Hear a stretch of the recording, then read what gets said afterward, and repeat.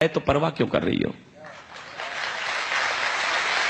मैंने कहा अगर कबूतर श्वेत नहीं हम गुरु के बाद छोड़ देते, इशारा समझे मैं बोल क्या रहा हूं, अगर कबूतर श्वेत नहीं हम गुरु के बाद छोड़ देते तो लाहौर कराची को हम दिल्ली तलक जोड़ देते, तो लाहौर कराची को हम दिल्ली तलक जोड़ देते।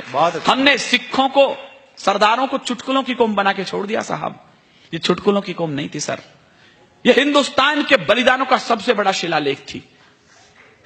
हमारे आंकड़े बताते हैं, आजादी की अपनी तालियों को सहेजिएगा, अच्छा लगे तो बड़ा करना। आंकड़े बताते हैं 123 ऑथेंटिक फांसी हुई है स्वाधीनता के संग्राम में। आपकी तालियां शहादत को शायद बड़ा करें। 83 बेटे सिख मां की कोख ने दिए थे उसके लिए।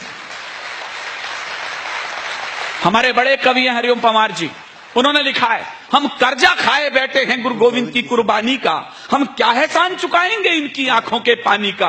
हम इनकी गणना करते हैं आजादी के आधारों में, जिनके आगे जिनके दो दो बेटे चिन गए दीवारों में, जिनके आगे जिनके दो दो। इतिहास में उदाहरण नहीं मिला किसी मां के 4 बेटे और चारों के चारों इस तरीके से बलिदान हुए हों। 2 बेटे चमकौर के युद्ध में प्राण त्याग गए, 2 बेटे सरहिंद की दीवार में जिंदा चिनवा दिए गए, फतेह सिंह और जोरावर सिंह। छोटे भाई के गर्दन तक ईंट आई तो बड़ा भाई रोने लग गया। छोटे ने कहा बड़े भैया डर गए लगते हो, बलिदान आया, मृत्यु सामने दिखी तो आंखों से आंसू आ गए। बड़े ने कहा नहीं छोटे डरा नहीं हूं। कहले फिर रोते क्यों? जो उत्तर दिया मेरे रोंगटे खड़े उसे जवाब देते समय। उसने कहा छोटे केवल इसलिए रो रहा हूं कि दुनिया में आया पहले मैं था, जा तू रहा है। बहुत अच्छे विनीत, बहुत अच्छे। उधर दोनों बेटे चले युद्ध करने के लिए चमकौर के युद्ध में, तो अचानक रण क्षेत्र से बीच में से वापस लौटे, गुरु मां के पास आए। कहने लगे मां डर गई कि कहीं दोनों बेटे कायर तो नहीं निकले। उसने पूछा बीच में कैसे आ गए युद्ध में से? कहने लगे मां प्यास लगी है। मां के आंखों में लाल डोरे उभरे। कहने लगा शर्म नहीं आती, रण क्षेत्र में खड़े हो, शत्रु के लहू से अपनी प्यास क्यों नहीं बुझा लेते? चारों के चारों बेटे शहीद हो गए। तो गुरु मां रोने लगी, गुरु गोविंद सिंह के पास गई, मेरी कोख खाली हो गई है, मैं जीव तो जीव किसके लिए? गुरु गोविंद सिंह का इतनी सी बात के लिए क्यों रोती हो? कहना आप जिंदा रहने के लिए बचा क्या है? गुरु गोविंद सिंह ने जो जवाब दिया सोने के अक्षरों में लिखा जाना चाहिए, देश धर्म के वास्ते वार दिए सुचार। मत बजाना विनीत चौहान की कविता पर ताली। आकाश में कहीं चारों बेटों की आत्मा अजर और अमर होती हो तो आपकी गगन भेदी तालियां इस पंडाल के ऊपर पहुंचे।